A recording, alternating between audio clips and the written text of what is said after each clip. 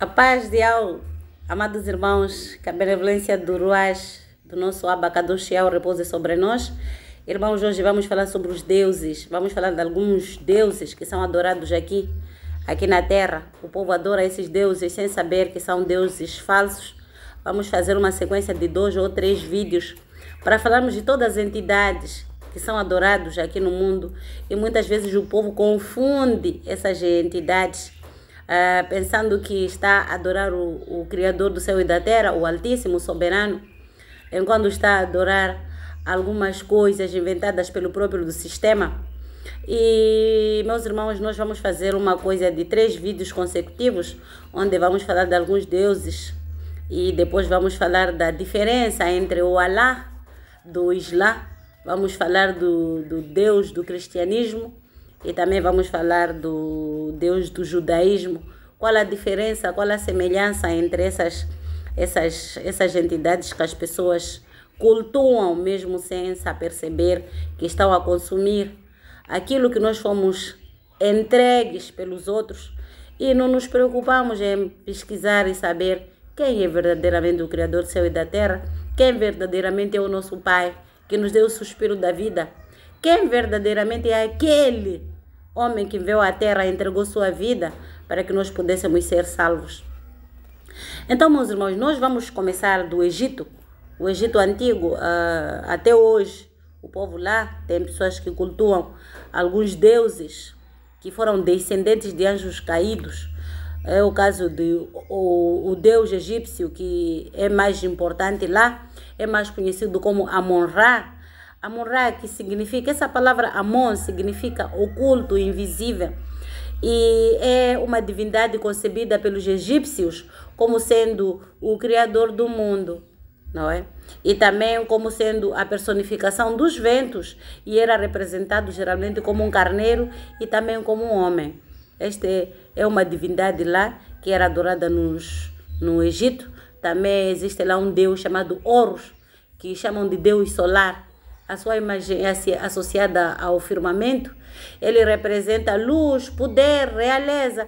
E ele foi um humano, naquela época, que teria batalhado, teria lutado, teria enfrentado seu tio. E tendo conseguido vencê-lo, ele se tornou um príncipe importante, um faraó importante, uma divindade ou uma entidade importante naquela região. E também vamos falar que no Egito existe existe essa coisa de Deus triuno, né? Existe a Trindade. Tem lá temos o Osíris, temos Ísis e temos Horus, que é pai, filho e mãe, não é? Pai, filho e mãe. Então temos Osíris, Ísis, Horus. E depois fomos também pesquisar os deuses que são cultuados na Ásia. Na Ásia nós lá temos a Índia. A Índia é um dos países que mais idolatria tem lá. Tem Ganesha. Ganesha é uma entidade tipo elefante, pequenininha assim, que eles chamam, que é conhecido como um deus do intelecto, da sabedoria. Também é conhecido na mitologia hinduísta como sendo Ganesha o primeiro filho de Shiva.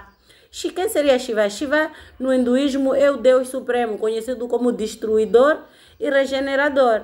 Este Deus, não é? É aquele que chamam de Deus regenerador e que ele produz a energia vital. Então, Shiva é o criador da yoga. Há pessoas que praticam essa atividade física. Ele é o criador da yoga e dizem que tem um poder de transformações físicas e emocionais, não é? Ao mesmo tempo é associado também ao tempo e é chamado de Deus da fertilidade e criação. Fazendo comparação na Santíssima Trindade, aqui na Índia, para além do Shiva, de Gesha, tem o Vishnu, que completa a Trindade, que é Vishnu, que é filho, Shiva, que corresponde ao Espírito Santo, não é? No cristianismo, e Brahma, que corresponde ao Pai. Depois nós vamos também para a Europa. Na Europa existe um Deus que, infelizmente, a maior parte da humanidade acha que é o Criador do céu e da terra. Ele se chama Zeus. Zeus é a principal divindade da mitologia grega. É o principal deus da mitologia grega, mais conhecido como Deus dos céus, Deus de raio, Deus de trovão. E ganhou também fama por ter sido infiel à sua esposa. Aí eu pergunto para você, o Criador do céu e da terra não é infiel, nunca foi infiel a uma mulher. E ele nunca teve mulher, ele sempre só teve um povo amado. E o Zeus também, ele possui santuários, templos construídos em sua homenagem em toda a Grécia. E a sua amante se chama Europa. Não acha que é um pouquinho estranho isso, não é? A sua amante se chama Europa. Ele tem santuários em todos os lados. O mesmo Zeus, na França, vão chamar de Dio, de Deu. Na Espanha vão chamar de Dio. No outro lado vão chamar Teu, mas é toda a Europa. É o mesmo Zeus, adorado pelo povo europeu. Meus irmãos, também tinha lá uma Afrodite, que era considerada o quê? Uma deusa. A deusa pagã, conhecida como sendo a deusa do amor e da beleza, da sensualidade e da sexualidade. Esta deusa é responsável pela perpetuação da vida, prazer e alegria, segundo aqueles que acreditam nele. Na Europa também nós temos divindade, né? Temos essa deusa Afrodite, no outro sítio é conhecida com outros nomes, não é? Temos os Zeus e temos os seus filhos também. O seu filho Apolo. Então, irmãos, nós aqui temos cada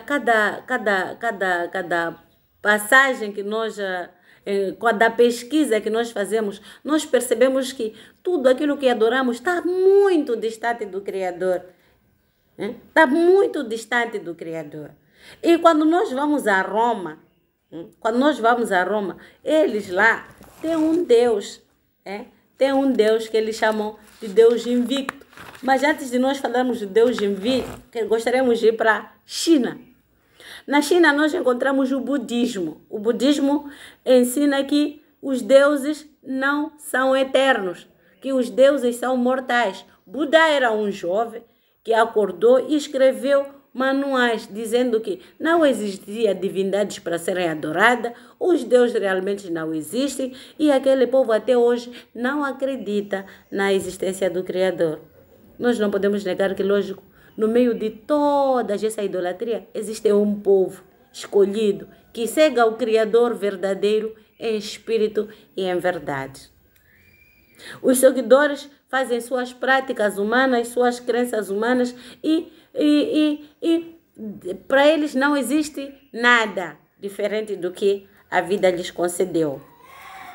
Buda, a palavra Buda significa iluminado. Acreditar que todos os seres possuem encarnação e reencarnação. Então, meus amados, nós conseguimos perceber aqui que no mundo inteiro, como dizem as escrituras, cada povo arranja alguma coisa para poder adorar.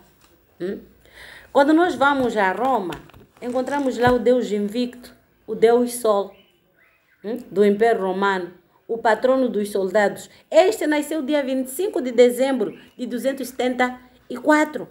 E o imperador australiano tornou-lhe um culto oficial ao lado dos cultos romanos. Aqui quando ele nasceu, o imperador romano lhe deu, quer dizer, lhe promoveu a um Deus, esse tal Deus invicto, que é o Deus Sol. Onde é que nós encontramos hoje o Deus Sol? Encontramos no catolicismo. No catolicismo, Deus Sol. Quando aconteceu o concílio de Nicéia, é quando disseram, na verdade, esse Deus Sol se chama Jesus Cristo. Que Jesus Cristo não é o nome do nosso Salvador, nós sabemos disso. Mas sim, Jesus Cristo é o Deus Sol, Deus invicto, que nasceu no dia 25 de dezembro e é adorado hoje em toda a terra. A Escritura vai dizer, não façam imagens, não façam imagens. Mas se nós formos a ver, o Jesus Cristo é uma das 7 maravilhas do mundo. Acham que um homem que foi perseguido, morto e crucificado no madeiro, que não tinha nenhuma aparência, iria ser evidenciado de como é evidenciado Jesus Cristo, meus irmãos, nós precisamos nos questionar. Se nós vamos na ciência, a ciência vai dizer o princípio da sabedoria é questionar-se. Se questione. Mas se nós vamos nas escrituras sagradas, elas vão dizer o princípio da sabedoria é temer a Yahweh, o Criador.